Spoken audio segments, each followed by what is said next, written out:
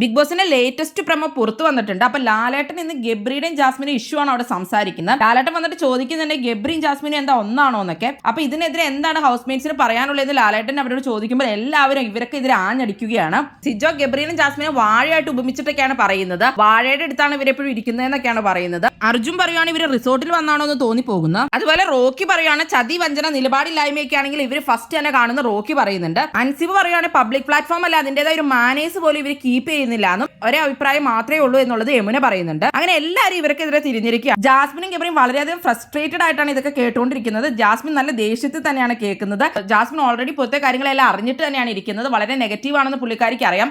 ഇവരെല്ലാവരും ജാസ്മിനും ഗബ്രിക്കും എതിരെ തിരിയുമ്പോൾ ഇതിന്റെ ഇമ്പാക്ട് പുറത്ത് എങ്ങനെയാവും എന്നുള്ളത് ജാസ്മിൻ അറിയാം. വാപ്പച്ചി പറഞ്ഞതനുസരിച്ച് ഈ വിഷയത്തിൽ താൻ വളരെയധികം നെഗറ്റീവ് ആണെന്ന് ജാസ്മിൻ അറിയാവുന്നത് കൊണ്ട് തന്നെ ഇത് ജാസ്മിനെ പേഴ്സണലായി തന്നെ ബാധിക്കാൻ സാധ്യതയുണ്ട്. നിങ്ങൾക്ക് എന്താണ് തോന്നുന്നത്? ജാസ്മിൻ ഇന്ന് എങ്ങനെയായിരിക്കും റിയാക്ട് ചെയ്യുന്നത്? എന്തായാലും നിങ്ങളുടെ അഭിപ്രായങ്ങൾ കമന്റ് ബോക്സിൽ കമന്റ് ചെയ്യണേ. കൂടുതൽ ബിഗ് ബോസ് വീഡിയോകൾക്കും ബിഗ് ബോസിന്റെ ലൈവ് അപ്ഡേറ്റ്സിനുമായിട്ട് ചാനൽ സബ്സ്ക്രൈബ് ചെയ്യണേ, സപ്പോർട്ട് ചെയ്യണേ. അടുത്തൊരു വീഡിയോയിൽ നമുക്ക് വീണ്ടും കാണാം.